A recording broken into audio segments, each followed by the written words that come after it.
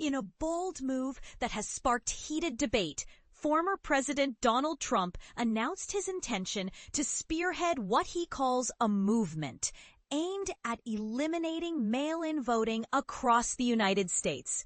This declaration came via a post on his social media platform earlier this week, where he also took aim at voting machines, labeling them as costly, flawed, and riddled with controversy. But here's where it gets controversial. Trump argues that these systems are prone to widespread voter fraud, claims which have been repeatedly debunked by experts and studies alike. Trump didn't stop there. He elaborated further in his post, stating, "I am going to lead a movement to get rid of mail-in ballots, and also, while we're at it, highly inaccurate, very expensive, and seriously controversial voting machines." He went on to suggest an alternative, using something called watermark paper, which he claims is both faster and more reliable than current methods. According to him, this approach would leave no doubt about election outcomes once results are tallied each evening.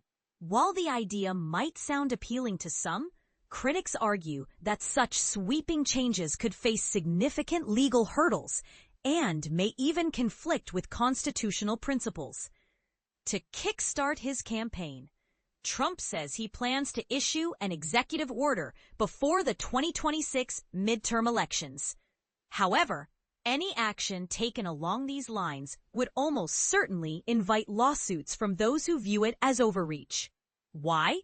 Because under the U.S. Constitution, power over how elections are conducted primarily rests with individual states, not the federal government.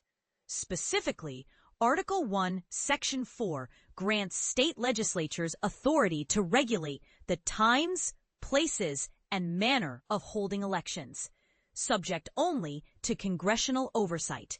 So why does Trump believe otherwise? In his words, remember, the states are merely an agent for the federal government in counting and tabulating the votes. They must do what the federal government, as represented by the President of the United States, tells them for the good of our country to do. It's a statement sure to raise eyebrows among constitutional scholars and political analysts alike. This isn't the first time Trump has expressed skepticism toward mail-in voting, a topic that has divided Republicans and Democrats for years. During the 2020 presidential race, he famously claimed that expanded access to mail ballots contributed to his defeat. Yet multiple investigations found no evidence of the large-scale fraud he alleged. In fact, research consistently shows that instances of fraud involving mail ballots are exceedingly rare. For example, additionally, numerous safeguards exist to prevent abuse, including signature verification processes, barcodes for tracking envelopes, and strict penalties for violations. Adding another layer of intrigue to this story, Trump revealed during a recent interview with Fox News host Sean Hannity that Russian President Vladimir Putin had weighed in on the matter. When the two leaders met last week in Anchorage, Alaska, Putin reportedly told Trump that you can't have an honest election with mail-in voting. Interestingly, Russia itself allows certain forms of absentee voting, but you won't hear that part mentioned often in public discourse. And speaking of elections, let's not forget the contentious 2024 Russian presidential contest, widely criticized by Western nations as lacking transparency and fairness.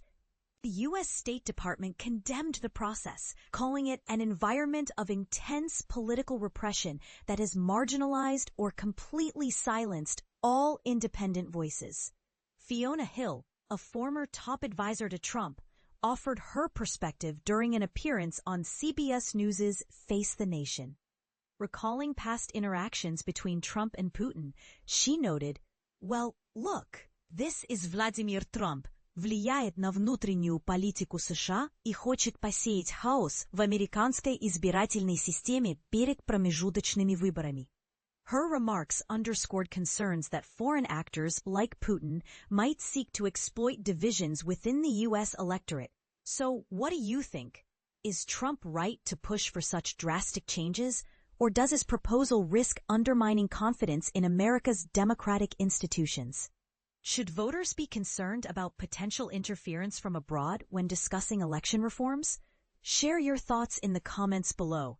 We'd love to hear your take.